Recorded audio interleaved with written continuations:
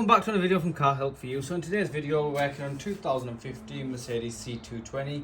This is I believe a 2.2 litre diesel engine. It is a similar setup for all Mercedes though, so not just this one in particular. Even the newer ones I was working on, I believe an 8 reg or maybe 10 reg a few days ago, and it was a similar setup for what we're going to do. And what we're going to change is the fuel filter. So the fuel filter is located in the engine bay itself. There's an engine cover over the top. What you want to do is remove a screw which is there. When I say remove, you twist this screw and the engine cover lifts off. It's then held in by two metal clips there and there. It's a rubber that sits over the clip, so what you want to do is you want to pull it towards the front of the car and it will come off. Once it's come off, it'll expose the fuel filter, which is just here.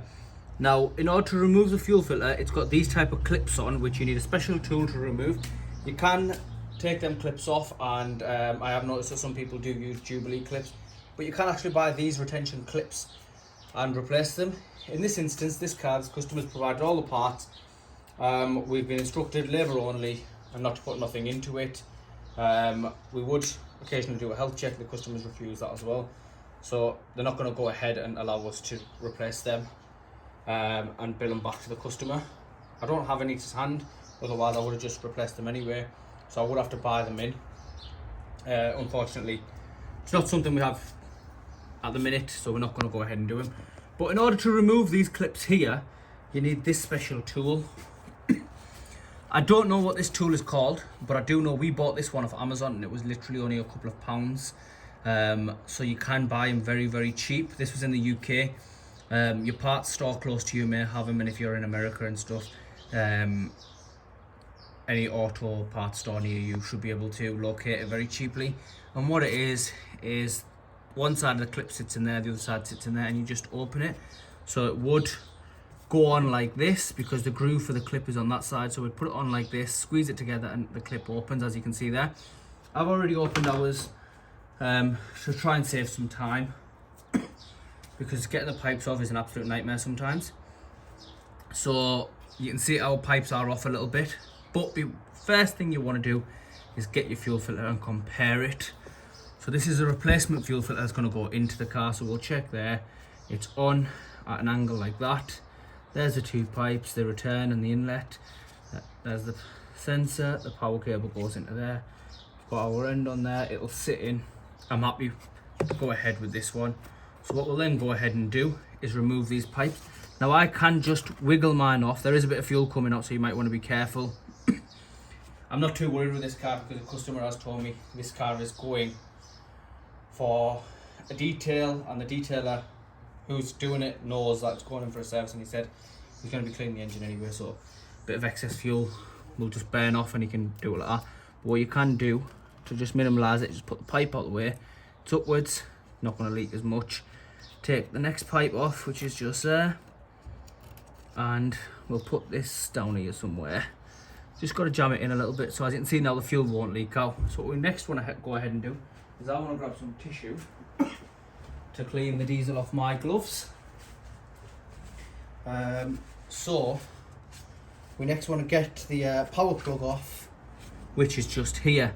Now these are sometimes very, very sticky, so all you would do in that case is push the tab down at the back here, at the back of the clip, and what that does is it lifts the front of the tab up, and just walk it back with a standard screwdriver. So just push it a little bit there, push it on the edge. And ours, as I've already done it, I've already walked it, it goes back pretty simple and pretty easy. So we'll just move this wire and put this one over there, so we've got access. Now what we're going to want to do is actually get the fuel filter out, because you can see it's locked into place, and that's held in by two clips. So the two clips are just located down here, and you can see the top one there. So all you would do is just put your screwdriver in and it clips out. The next one is further down. Unfortunately, the one on this car is broken. It's been pushed off to the side and looks like it's snapped. So all I can do is advise it to the customer, let them know. It is still secure with one, but I will advise the customer, let them know, and then they can replace it or bring it back to us and we'll do it. You pull the fuel filter up. Remember, it does have fuel in it, so be careful. We'll just set that to the side and we'll bring in the new fuel filter. You don't need to clean anything down there because it's just sat on it. You can if you want. I'm going to remove these little clips off the filter here. I'm just going to lower it back in to there. And it's not going straight down. So we'll bring it back up again. Not stuck in or anything. Might just be because it's a new filter. It will go down with a little bit of working. Just needs a little bit of pressure on it to go down there. And still struggling a little bit. See if I can open up the bracket with the screwdriver a little bit and see if that helps. Right, so this doesn't want to move anymore.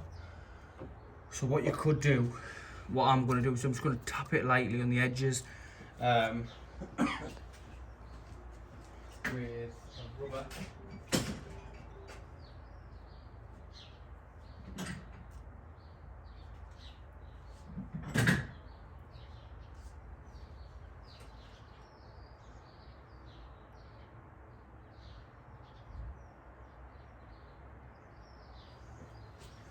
So we've got a rubber mallet, which is too big to get it into there. So I'm just going to go ahead and use a small one. If you've got any grease to hand, you just use grease, but unfortunately I don't.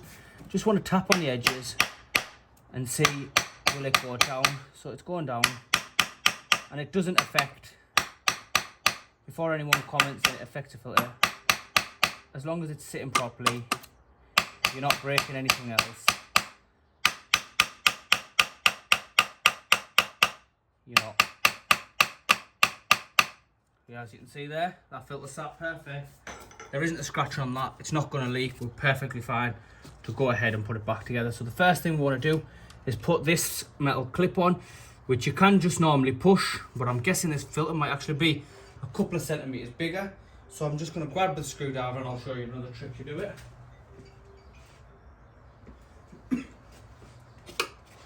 So we've got the screwdriver, and all you want to do is put it in the little groove of the clip. So can the camera see that? Yeah? You want to put it in the groove of the clip there and just push it that way. And the way to do that is a little bit hard. It's going to be hard to see because I am going to follow it through with my hand as well. So my hand will be covering the majority of that. But all you got to do is literally put it in there, get it lined up, and be careful not to burst any pipes or anything, and it will just click over, as you can see there.